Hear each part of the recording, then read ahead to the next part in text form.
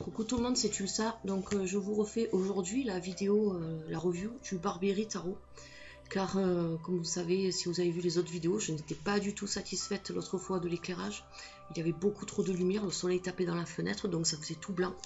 Et le problème, c'est que les cartes n'étaient pas mises en valeur. Et comme c'est quand même un tarot qui artistiquement vaut le détour, et j'étais obligée de vous refaire une review pour bien vous montrer les cartes. Donc c'est vrai que bon, c'est avec une webcam après, hein, j'ai un appareil photo numérique mais je trouve plus le chargeur de la batterie, donc je peux pas m'en servir pour vous faire les vidéos. Donc je fais comme je peux avec ma webcam. Alors donc je vais refaire tout, puis l'autre fois c'était surtout aussi un unboxing car j'étais contente de l'avoir reçu, donc je voulais remercier Morgan. Et puis voilà, donc ça me faisait plaisir. Alors comment se compose notre tarot? Donc déjà il est édité aux éditions Lo Scarabeo en Italie. Ils font des tarots quand même, ils font beaucoup de beaux tarots. Il est édité, ce qui est bien, en plusieurs langues, comme vous voyez là. C'est-à-dire qu'il est traduit, le livret est traduit en toutes ces langues-là. Donc si vous voulez l'acheter, c'est pas la peine de le chercher en français, car vous allez le payer plus cher. Allez sur une plateforme qui propose des livres ou des cartes anglais, et vous le payerez beaucoup moins cher. Celui-ci, moi, il m'a coûté 13,80 € et 1 centime de frais de port, donc vous voyez, c'est super intéressant. Donc notre boîte, on a une boîte en carton qui est plastifiée, donc ça c'est bien, ça la rend un peu plus costaud on va dire, mais qui reste souple. Donc si vous voulez le transporter, je vous suggère de faire comme moi, soit de prendre une petite boîte en métal, soit d'acheter une petite pochette ou de la faire. Alors donc là on retrouve une des cartes qui est dans le Barbieri. Je sors le deck. Alors déjà on va s'intéresser au petit livret, donc je vais pas rester 2 heures dessus car pour moi ces petits livrets là c'est bien sympa, mais bon c'est juste fait pour dépanner si on n'a pas de livre. Alors vous avez donc la pochette comme sur la boîte, donc traduit en plusieurs langues. Donc là vous avez, première page, une méthode de tirage, vous avez les symboles des arcanes mineurs pour pas confondre les cavaliers avec les valets, pour pas confondre les reines avec les rois.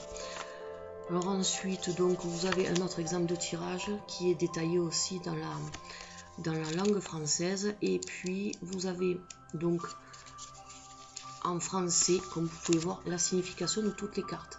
Alors par contre, ce ne sont pas des mots-clés, ce sont des phrases.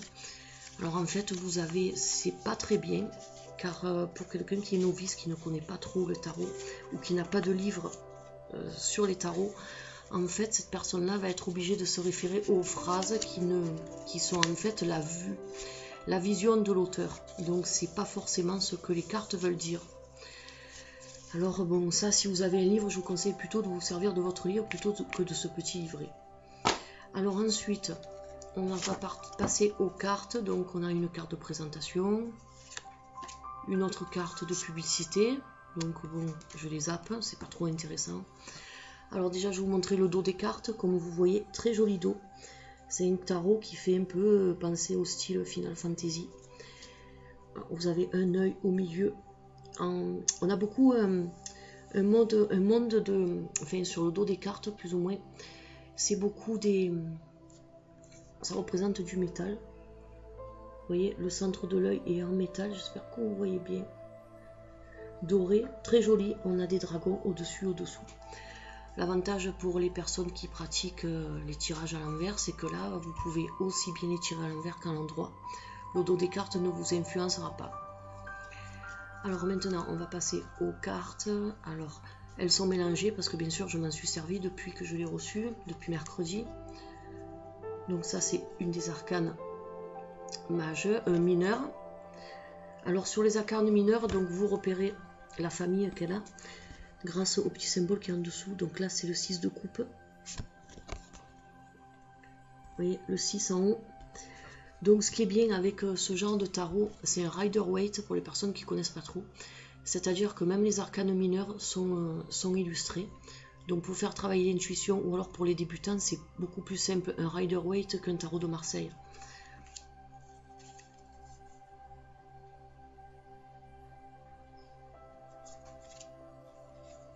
Par exemple là, il y a le 2 de bâton. On dirait Ulysse dans la mer déchaînée. J'espère qu'on voit bien, hein. J'espère que je refais pas encore. Je vais faire une coupure, car si ça me convient pas, je vais refaire la vidéo. Parce que j'ai pas envie de faire la vidéo en entier, tout ça pour au final me retrouver avec une qualité d'image qui est médiocre.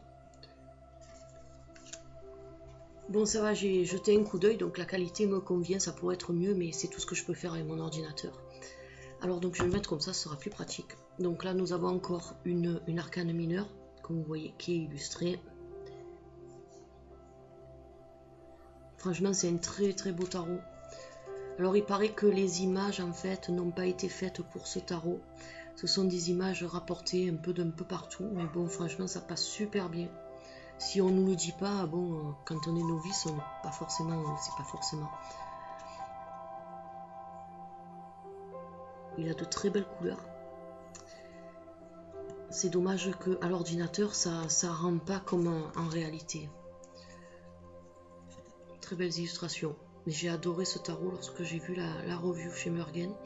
Et du coup donc je l'ai commandé et je regrette pas. Je m'en suis servi. Il est très très bien. Vous voyez là, on a un archange. Alors là, ce sont les arcanes majeurs. Donc les arcanes majeurs, la différence des arcanes mineurs, vous en prenez une à côté, comme ça vous verrez. Vous ne pouvez pas les confondre, car elles n'ont pas de nom. Et leur numéro est écrit en chiffres romains. Alors que les arcanes mineurs, c'est des chiffres arabes qu'on utilise nous. Puis vous avez le petit symbole en bas que je vous ai expliqué tout à l'heure. Donc là, c'est le 9, je crois. Non, c'est le chevalier d'épée. Voilà, donc vous avez le petit symbole en haut, chevalier ou cavalier ou valet, je sais plus. Il faudrait que je regarde sur le livret. Donc de toute façon, vous voyez la différence, donc vous ne pouvez pas vous tromper. Les arcanes majeures, vous les repérez vite car elles ont juste le chiffre romain. Voilà. Donc je vous remonte quand même celle-ci, qui était juste après.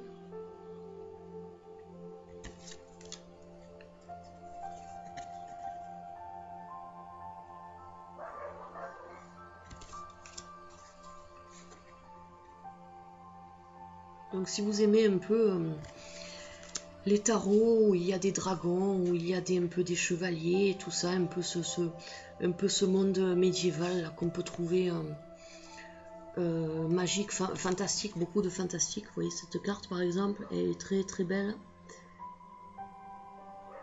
Franchement ce tarot vous plaira. Ce tarot vous plaira.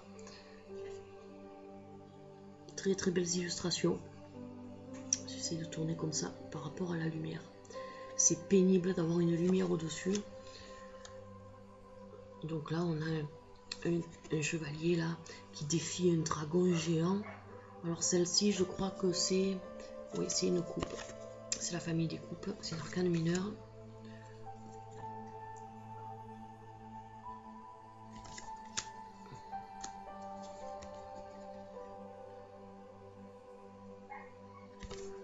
Désolée si vous entendez un peu des chiens brailler, là, je les ai mis dehors.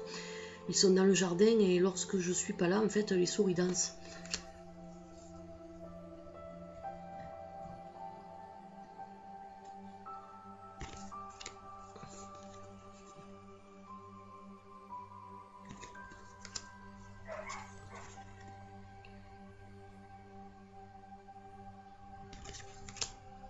Donc là, l'autre fois, j'avais dit que c'était le fou, mais je crois que c'est le mât. Donc je sais pas vraiment, c'est la carte 0, c'est une arcane majeure, donc c'est la première du tarot, qui est représentée par un homme masqué. Alors celle-ci, elle est assez impressionnante quand même. On voit des monstres qu'on peut pas identifier. Et puis un homme qui est en train de se faire happer par ces bestioles-là. Donc on voit de suite que c'est pas une très très bonne carte, mais bon. Il y a certaines cartes qui font vraiment flipper. Celle-ci est très belle, j'adore, c'est une de mes favorites. Un homme arbre. On a plus loin, je vais vous montrer, il y a une femme arbre aussi. Hop là, pardon. Celle-ci aussi est assez flippante. On dirait un peu, vous savez, les films de zombies là. Mais c'est des belles peintures. Beaucoup de dragons, comme vous voyez.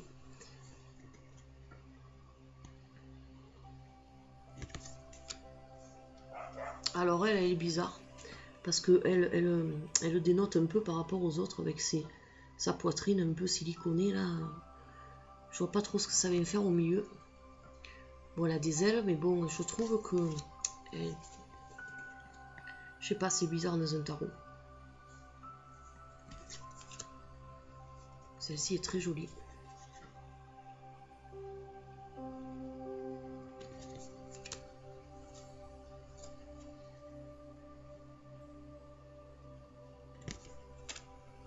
Alors lui, il me fait penser à la statue de David qui est à Rome. Comme je disais dans mon autre review unboxing, il a exactement la même position, sauf qu'il est habillé. Enfin, habillé. Il est habillé où il faut, quoi, en fait. Là, on a une espèce de cathédrale. Je sais pas comment on peut... On dirait une cathédrale. Je penche un peu les cartes comme ça. Peut-être qu'avec... ça fait moins de reflets, peut-être de lumière, parce que comme ça, vous voyez peut-être pas très très bien. Donc c'est un tarot un peu assez sombre, mais en même temps, on a beaucoup quand même de couleurs. Certaines cartes ont des couleurs très vives. Celle-ci est magnifique. J'adore cette carte. Je vais vous la montrer un peu en gros plan.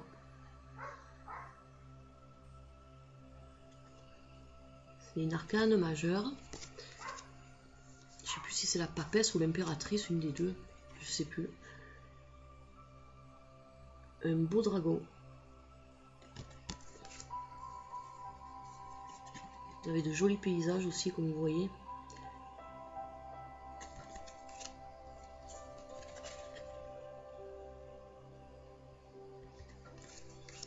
J'aime bien elle aussi. Encore une arcane majeure. Les couleurs sont magnifiques.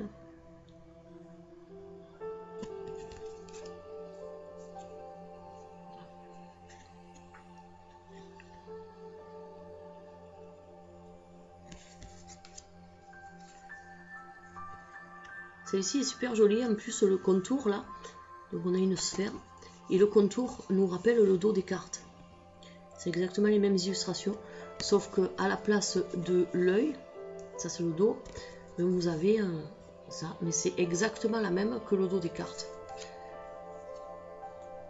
Lui j'aime bien aussi, il est beau. Très très bien fait.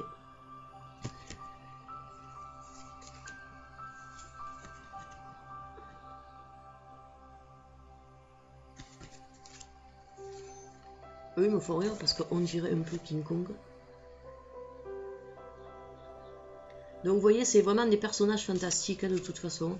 On est dans un tarot qui représente le fantastique. Ça change un peu. C'est sympa.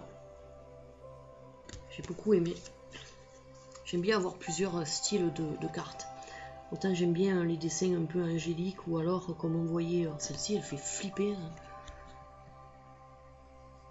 C'est le diable.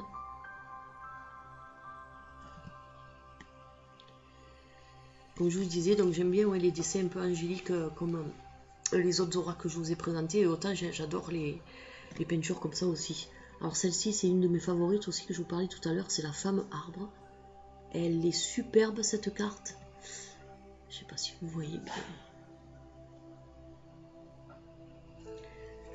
Franchement, très très belles illustrations. Et c'est bien d'en avoir un peu, d'avoir plusieurs styles différents. Quand on veut changer, c'est agréable. Donc là, nous retrouvons la carte qui est sur notre boîte de présentation. Ici, on a un magnifique dragon qui crache du feu.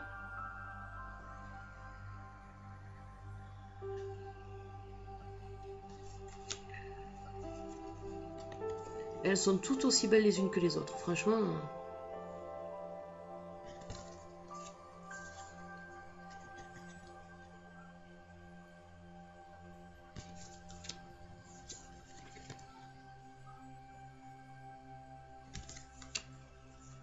Celle-ci est très belle aussi.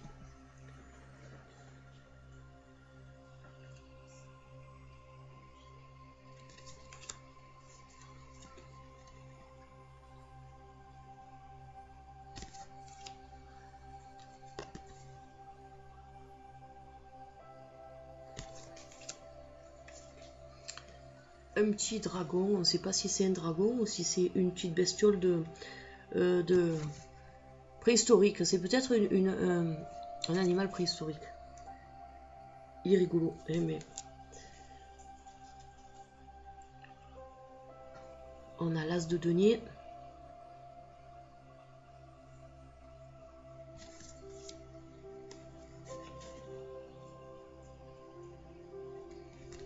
C'est bientôt fini. Car 78 lames, donc c'est assez long pour faire une revue. J'essaie de me dépêcher un peu pour que ce soit pas trop long pour vous. Celle-ci, j'ai du mal à voir ce que ça représente, mais très jolie carte aussi. Ah, on voit, il y a un ange dessus. Un ange sur une boule. Un ange et un archange. Très belle carte.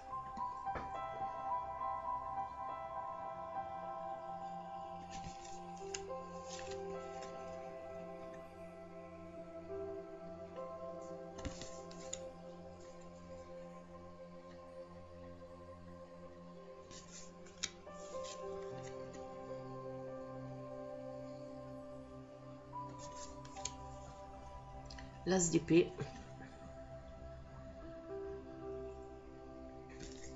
Les as se repèrent assez facilement, ça c'est sympa. Celle-ci est magnifique.